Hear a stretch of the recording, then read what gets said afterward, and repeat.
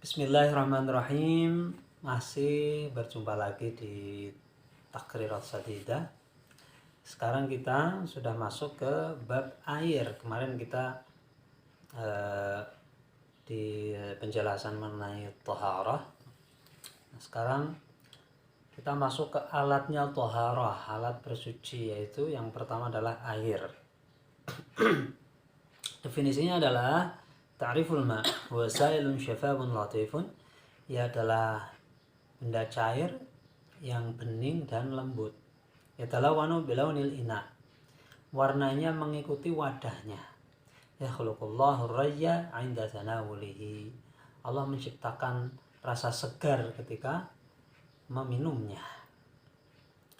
Aqsamul miyah min haitsu mahalluha wa asluha sab'atun. Pembagian air kalau dilihat dari asalnya itu ada dilihat dari tempat dan asalnya itu ada 7.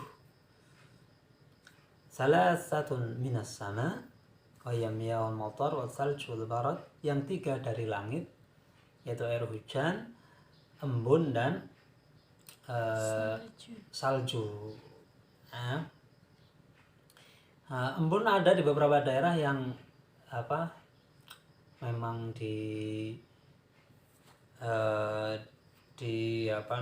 dimanipulasi sampai kemudian dikumpulkan menjadi air yang banyak. Kalau nggak salah di daerah Cina, kalau nggak salah ada itu. Jadi mereka menciptakan panel-panel ini, plastik yang begitu, hamparan plastik dibikin semacam atap begitu luas, kemudian diarahkan ke satu titik sampai kemudian mengalirkan air dan dikumpulkan di satu wadah sampai terkumpul begitu banyak, ya. Di daerah-daerah yang memang tak ada hujan, artinya sumber air yang dari bumi itu tidak ada, mereka memanipulasi air embun untuk dijadikan air konsumsi dan lain-lain kebutuhan sehari-hari. Makanya jauh sebelum itu fikih sudah membicarakan bahwa air embun itu bisa dimanfaatkan. Dia termasuk air yang suci, mensucikan. Dan yang keempat, wa arba'atun minal ardi. Yang 4 itu dari bumi.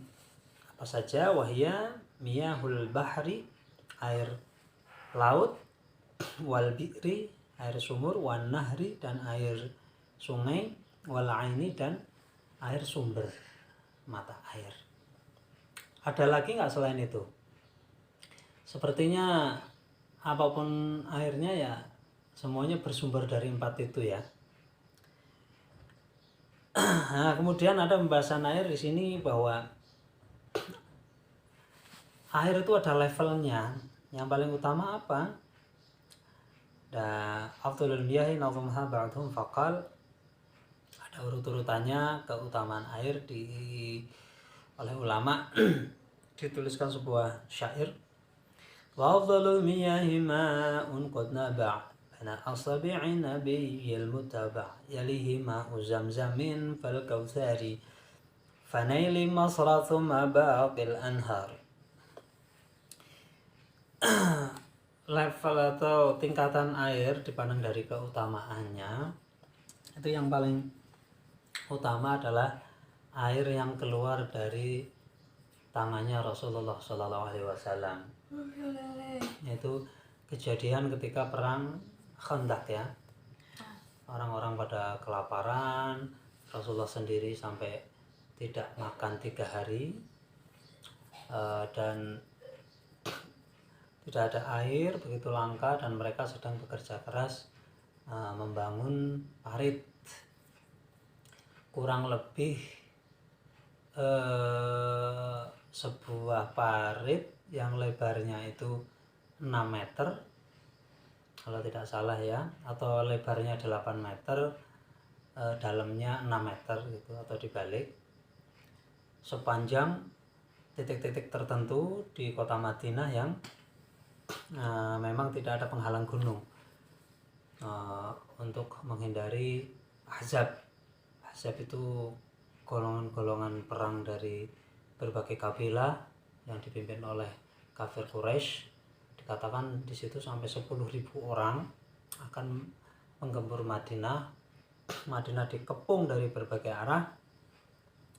Namun mukjizat Rasul dengan doa kepada Allah didatangkan badai dingin yang sangat mencekam, sampai akhirnya tanpa terjadi peperangan para orang kafir ini pulang dengan tangan kosong. Nah, diantaranya usaha yang dilakukan oleh Rasulullah adalah atas ide dari Salman Al-Farisi itu menciptakan parit. Nah, di situ terjadi kelaparan karena di embargo. Warga Madinah tidak mungkin untuk berbelanja keluar daerah, tidak bisa keluar kemana-mana karena dikepung oleh pasukan yang segitu banyaknya. Dan memang kondisi ekonomi sedang begitu terpuruk, sehingga kekurangan makanan dan lain sebagainya, sampai di situ terjadilah sebuah mukjizat, yaitu tangan Rasulullah SAW kita berdoa begini, kemudian keluar airnya. Ya tentunya tidak seperti simsalabim tukang sulap yang setiap kali dia menginginkan perform dia bisa mengeluarkan air, itu nggak seperti itu. Hal-hal khariqul adah mungkin ya sejauh yang saya paham, bedanya yang dari Allah sama yang enggak tuh. Bedanya biasanya kalau yang dari Allah tuh terjadi hanya 1-2 kali. Tapi kalau yang dari ini, mohon maaf, misalnya sihir atau trik sulap atau dari setan, itu bisa berulang-ulang sejauh yang saya paham ya, karena bisa dilatih. Seperti kekebalan tubuh ya, meskipun di sini di pesulap merah sudah dibongkar itu ada triknya misalnya, atau misalnya nggak ada triknya, tapi dia itu sifatnya bisa diulang-ulang. Kapan dia pengen pamer, dia bisa. Tapi kalau dari Allah seperti mukjizat, ma'unah, seperti karomah para wali, itu biasanya terjadi hanya sekali seumur hidup. Dan ini yang membedakan. Bahkan kadang seorang wali ketika mengalami satu karomah, keajaiban, khariqul adah yang berbeda dari adat kebiasaan, itu kadang-kadang tidak sadar, tidak merasakan. Yang tahu orang lain. Banyak kan kisah-kisah itu, banyak. Seperti misalnya Mbah Hisham ketika beliau belajar mutolaah ya, sudah menjadi kiai, sudah sepuh, mutolaah membaca kitab Fathul Wahhab karena beliau sangat ngefans dengan Syekh Zakaria Al-Ansori, mempelajari kitab Fathul Wahhab. Dan ini ada sambungannya, Mbah Mun itu juga ngefans sama Syekh Zakaria Al-Ansori, sampai putranya Gus Gopur itu menjadi lulusan terbaik sepanjang masa di jurusan tafsir di Mesir, sampai viral waktu itu. Dan juga beliau penelitiannya adalah Syekh Zakaria Al-Ansori. Dan akhirnya Mbah Hisham ini menjadi besan dari Mbah Maimun. Nah itu kadang-kadang ada keramatnya begitu, sambung-sambungnya menyambung di Syekh Zakaria. Nah saking keramatnya beliau ini ngefans kepada Syekh Zakaria Al-Ansori, beliau belajar kitab Fathul Wahhab itu diceritakan tidak sadar bahwa beliau belajar itu selama 1 minggu di kamar beliau. Jadi pas menjelang Jumatan beliau masuk ke kamar, kemudian mutolaah kitab Fathul Wahhab itu. Dan ketika beliau keluar kamar kaget, ternyata loh kok ini Jumatannya sudah selesai. Nah ternyata oleh santrinya dikatakan bahwa loh Mbah, ini bukan cuma Jumatan selesai, tapi ini udah Jumatan minggu berikutnya. Jadi tanpa disadari, tanpa dirasakan, ternyata Mbah Hisham ini di kamar sudah 1 minggu ketika membaca. Dan banyak sekali karomah-karomah yang dialami oleh para kekasih Allah itu tanpa mereka sadari. Nah, itu biasanya membedakan seperti itu. Jadi nggak setiap kali Rasulullah haus, sahabat pada haus, ayo ngantri sini pada minum di Tangan beliau itu nggak seperti itu. Nah, yang seperti itu cuman satu, dan itu mukjizat terdahsyat sepanjang masa, tidak ada bandingannya dan tidak akan pernah bisa dikalahkan oleh siapapun. Dan setiap saat, setiap detik, setiap waktu bisa dibuktikan mukjizat itu. Makanya dikatakan mukjizat yang paling utama yaitu satu-satunya. Ada yang tahu apa itu?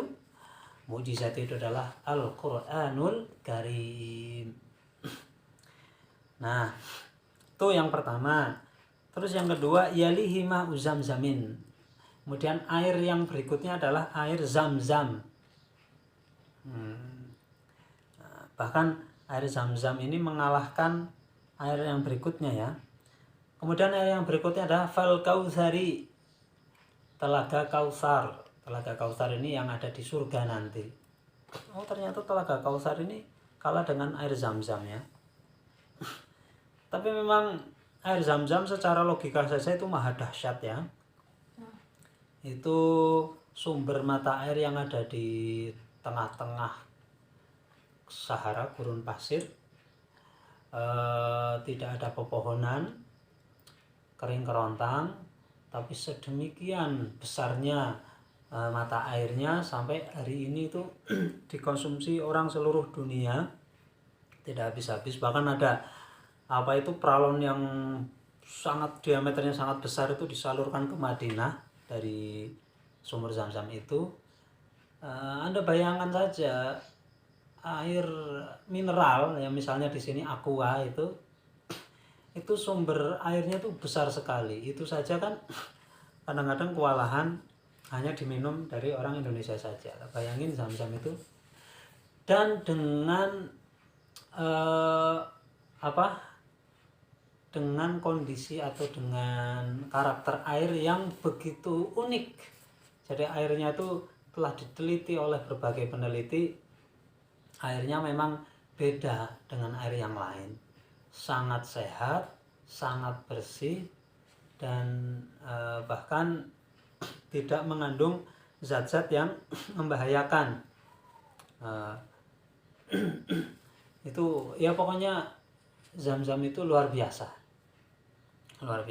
Saya nggak begitu hafal, tapi mungkin Anda bisa cek di YouTube, itu banyak sekali orang-orang yang menguji air zam-zam. Dikatakan di sini zam-zam lebih mulia dari air di telaga Kautsar. Nah, kemudian fane li Masrah. Nah, kalau air yang berikutnya itu sungai Nil di Mesir. Terus terang Al-Fakir belum begitu paham mengapa air Nil, sungai Nil ini dianggap mulia. Walau alam dalilnya dari mana, mungkin Anda bisa cek sendiri ya. Tanya ke orang yang tahu. Oke. Sekarang kita masuk ke yang pertama. Jadi ini tadi kan al-awwal adh-dhahiru bi nafsi mudhahir ghairihi. Pembagian air tadi dari segi tempatnya dan asalnya. Oh, sekarang aqsamul miyah min haitsul hukmi. Pembagian air dipandang dari segi hukumnya. Ada 4 kalau nggak salah ya. 1, kemudian 2, kemudian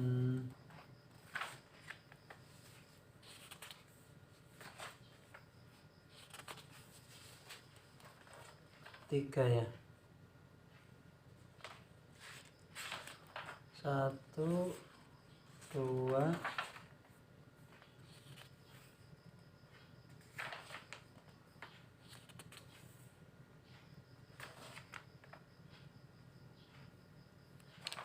saja, nanti kita masuk aja dulu ya. Yang pertama, at-tahir fi nafsihi al-mutahhir li ghairihi. Air yang suci, dirinya itu suci dan mensucikan yang lain. Wa yusama at-tahuru wal mutlaq. Disebut air yang mensucikan, tahur atau air mutlak. Wa man al-mutlaq, Kenapa disebut mutlak? Artinya ay mutlaqun 'anil qayyidil lazimi 'indal 'alimi bihalihi min ahlil 'urfi wal lisan. Yaitu air tersebut disebut mutlak karena dia itu mutlak, tidak terikat oleh pengikat yang lazim. Lazim secara bahasa Arab ya. Yang lazim itu maksudnya mau nggak mau gitu. Menurut atau lazim itu diartikan yang menetap, yang keniscayaan. Menurut orang yang tahu, ya, orang yang tahu secara uruf itu secara tradisi atau secara hukum adat, dan juga ahli orang yang berpikir normal gitulah, orang normal. Fala yahtaju ila taqyid, sehingga tidak membutuhkan qayyid. Qayyid apa? Wa mithlu al muqayyad bi qaidin munfaqin.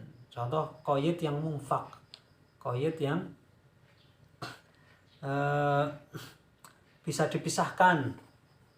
Ya, itu kalau qayyid yang bisa dipisahkan itu berarti tidak lazim, tidak menempel, tidak mau nggak mau yang tadi saya sebutkan, atau tidak keniscayaan, atau mau nggak mau atau menempel terus. Seperti apa?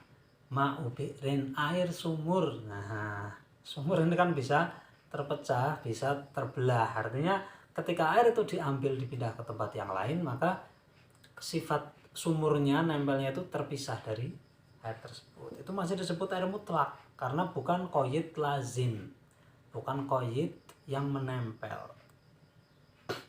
Wa ma'il bahri, seperti air laut.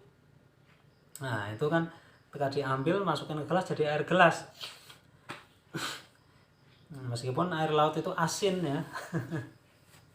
Asinnya itu kan menempel terus, tapi ya karena oleh Rasulullah dibolehkan. Ada hadis yang terkenal, bahar itu tahuru ma'uhu wa hillu maitatuhu, itu hadisnya. Airnya mensucikan dan penghuninya itu halal. Fala yahtaju ila taqyid. Bahkan matinya ikan itu halal, bangkainya.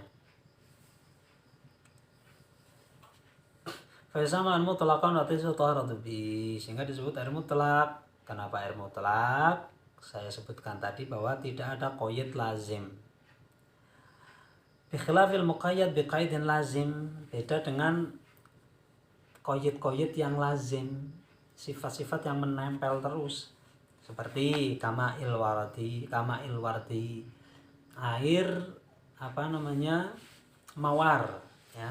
Berarti air yang sudah dicampur dengan bunga mawar sehingga menjadi parfum, airnya wangi, itu nggak bisa dipisahin. Mau dipindah ke gelas, pindah kemana-mana ya tetap jadi air mawar. Wal qahwah, seperti ini air kopi.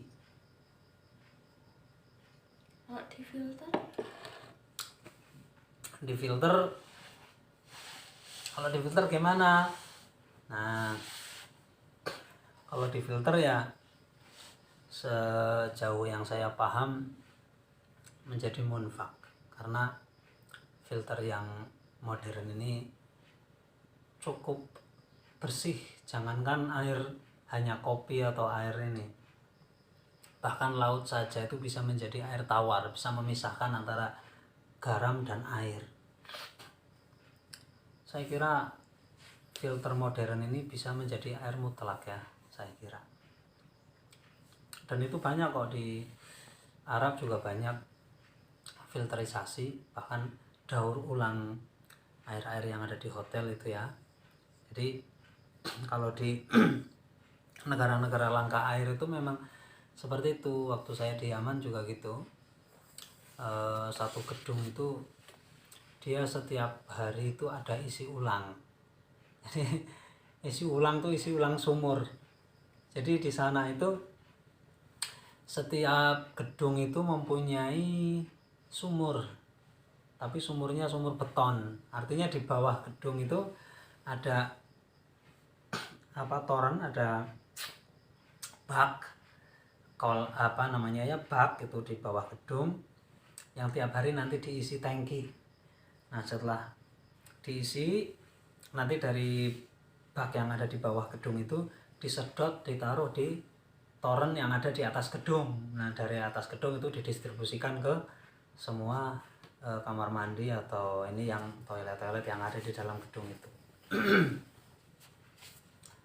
Nah sebagian gedung yang sudah sedemikian mewah, mereka langsung ada proses daur ulang. Air itu didaur ulang, filterisasi yang modern tadi, yang canggih tadi, dari air yang sudah dipakai kemudian difilter, dimasukkan lagi ke toren yang ada di atas gedung dan didistribusikan lagi. Begitu seterusnya. Saya kira itu sudah merubah air menjadi air mutlak ya. Nah, nanti kalau ada yang punya pandangan, silahkan komen atau memberikan saran kepada kami. Barangkali ada dalil yang lebih kuat bahwa air tersebut tetap mustakmal dan mutanajis, sehingga filterisasi model apapun tidak menghilangkan kenajisannya. Silahkan kalau ada dalil yang kuat. Tapi menurut saya itu sudah berubah menjadi air mutlak ya. Wala yusama ma'an mutlaqan wala tasihhu taharatu bihi. Air tersebut bukan air mutlak, tidak boleh dipakai untuk bersuci. Nah, oke. Sekarang poin anakannya. Aqsamul ma'i al-mutlaqi min haitsul karahatu yanqasimu ila qismain. Nah, air mutlak ini dipandang dari segi kemakruhan itu dibagi menjadi dua. Jadi meskipun air mutlak atau air tahur, air yang suci dan mensucikan, itu ada kalanya air tersebut makruh untuk dipakai ya. Nah ketika makruh dipakai ini, ia dibagi menjadi dua.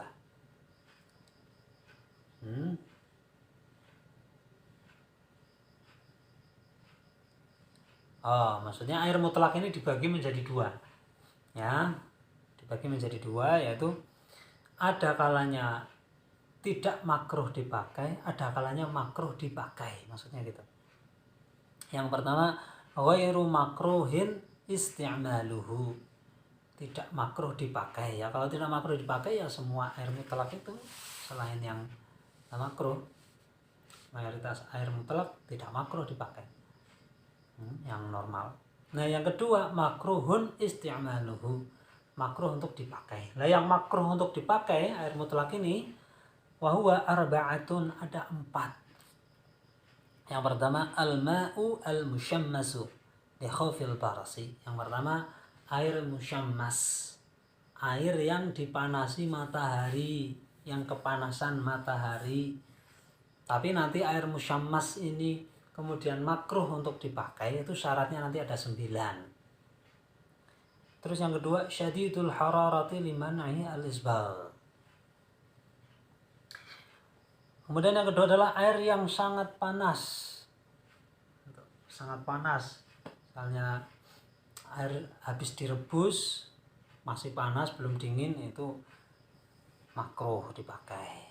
Hangat yang terlalu hangat lah. Ya karena memang itu dilarang ya, dilarang oleh Rasulullah karena itu merusak diri sendiri, itu nggak boleh. Terus yang ketiga, syadidul burudah, air yang sangat dingin. Liman hiyal isbah kadzalik, iya karena itu dilarang, karena merusak juga, merusak diri sendiri. Dinginan bahaya, apalagi kalau orang-orang tertentu yang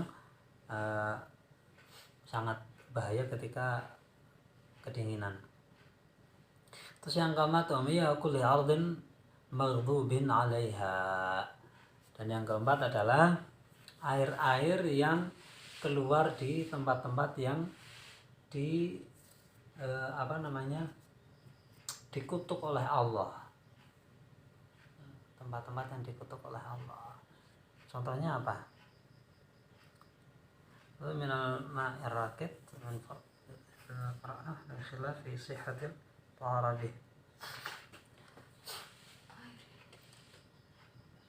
Tempat-tempat yang dimurkai oleh Allah itu seperti mana ya? Di sini nggak diberi contoh ya.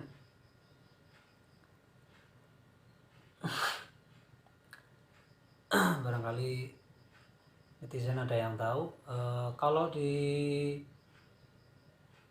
Ka'bahnya Abraha itu termasuk dimurkai Allah enggak? Sepertinya enggak ya. Atau kalau air yang di tempat-tempat, mohon maaf, misalnya prostitusi, nampaknya enggak juga ya.